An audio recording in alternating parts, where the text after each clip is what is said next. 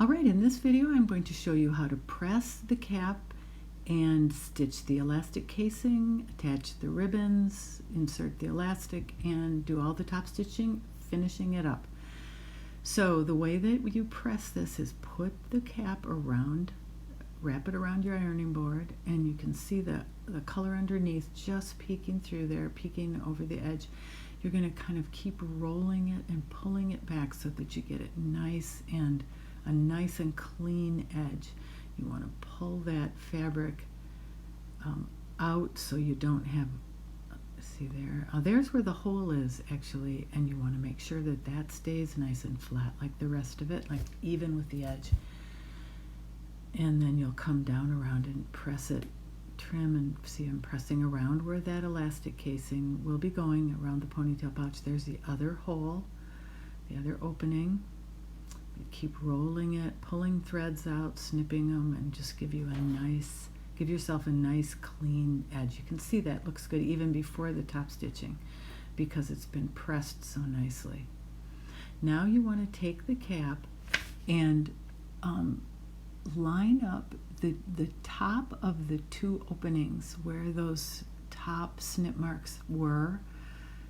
You're going to see there they are. You're going to line those up next to each other, and then run your finger down and you'll see where the bottom of the opening is. So there they're lined up on the left, the bottoms of the openings there, and that's where your elastic casing is going to be stitched. So we'll put a pin in just on that outside layer. You're not pinning anything together here. This is just a marking pin. All right. Now it's ready to sew. So we're going to go 1/8 of an inch away from the edge, and this is to reinforce the edge. It doesn't really provide any function other than reinforcing that edge of that elastic casing, making sure that that seam is secure. So I just keep it very close to the edge.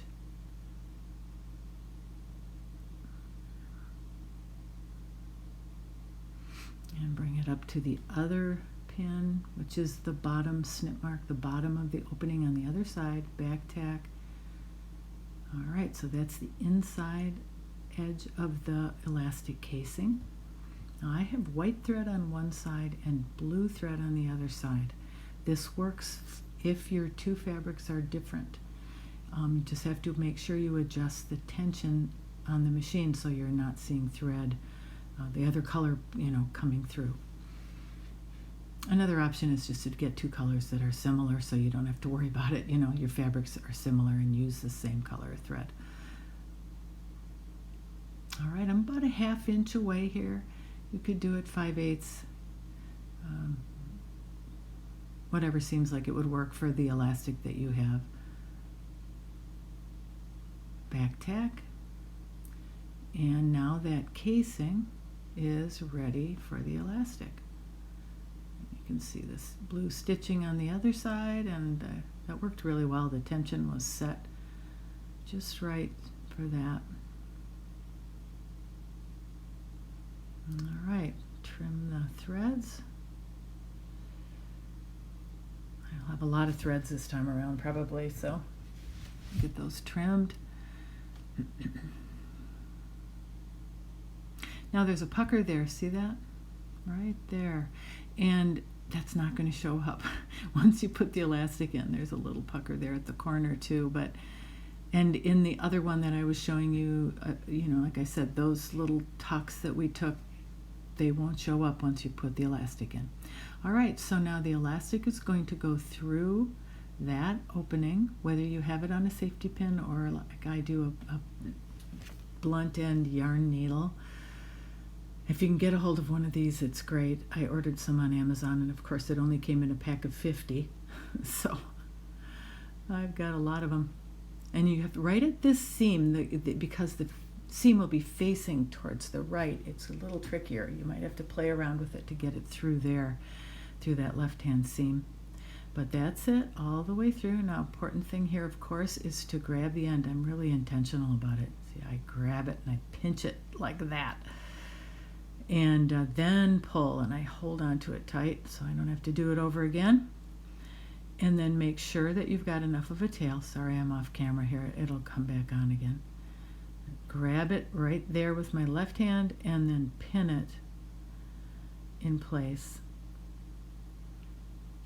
But I know when I was doing this, I realized, you know, I don't think I have enough of a tail there to feel comfortable.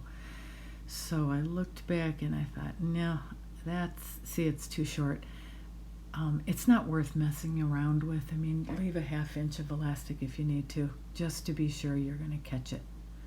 So there we go. That's better. Keep it inside there, inside of between the two fabrics. And it looks like I'm not pinning it, but I did. All right, so now we're ready to pull it to the other side. So I can't tell you how long the elastic needs to be. It is, it's a feel thing, and you can kind of see about what it needs to look like. That's about right. Right there, I pin the elastic on the other side and then pull it out the opening. Now, I actually stretched it and pulled it here, but I would say don't do that. Go ahead and leave a good 1/2 inch on that side as well. Too often I've had it snap back inside and I've had to take the seam apart and redo it, so you don't want to do that. All right. We are getting close to the end, folks. So now you're going to not take that pin out, of course, or the elastic will snap back inside the casing. Carefully walk your machine over your pin so you don't hit it with your needle. Sometimes I'll go ahead and pull that pin out after I go just through once, but I usually like to carefully back up over the needle or the pin and then pull the pin out. So I know I've got that elastic trapped in there. And then I'll run it forward and back a couple times. All right, so next we will be stitching an 1/8 of an inch top stitch along the edge all the way around to the other opening. That'll be the top stitching along the edge, but we will also insert a ribbon right there. Now my ribbon, normally I have one that has a flat end. In this example, I had both ends cut at an angle, but I went ahead and just pushed it in. Normally that would have a flat end and you'd take it in about a 1/2 inch, just kind of measure with your fingernail. You could tell when you're in a 1/2 inch, and pin it in place so it's remains straight. And I usually flip the ribbon up over the excuse me, back kind of behind the free arm. See, I'd flip it back there, then it won't pull it at a crooked angle. Carefully walk it down over your needle again. You can pull the needle out, the pin, excuse me. And now, do you see how I'm angling it back, going in reverse, then forward, and then reverse? And this gives you kind of an X pattern. It really secures that ribbon and it looks nice. Now you're going to go ahead an eighth of an inch from the edge all the way around till you get to the other opening on the other side.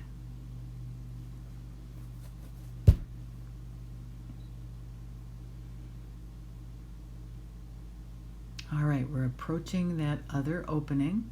There it is. Now I'll take that ribbon and slide it in there, so I'm sure I've got it in there with enough ribbon to grab onto. Again, pin it. It's not worth trying to take a shortcut with that pinning. You really want to flip that over the back. See, it wasn't going in here real nice and really straight, so I took the pin out, straighten it out. There we go. Now I can tell it's flat. It's in there straight. All right, down, angle back, do your crisscross.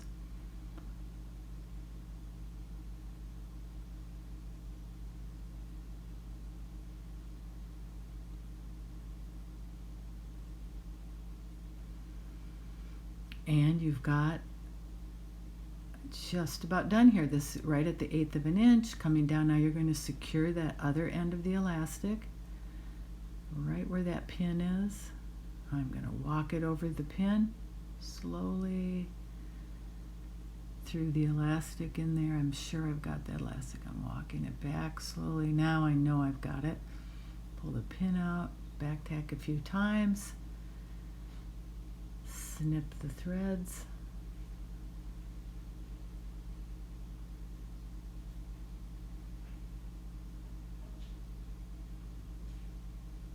And you are finished.